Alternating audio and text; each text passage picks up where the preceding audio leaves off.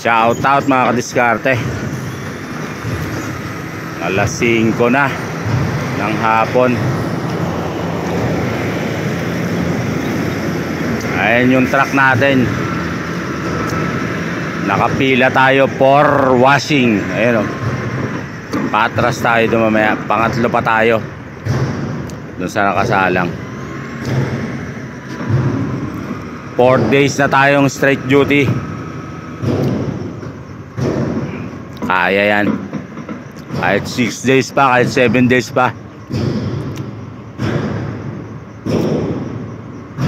Para sa pamilya, para sa ekonomiya.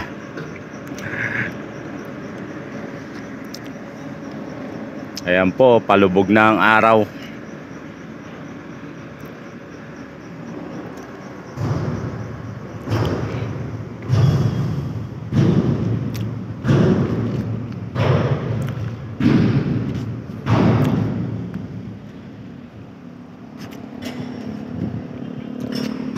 Ayan. Pagka-washing yan, sosoli na namin container. Tapos kain muna ang hapunan.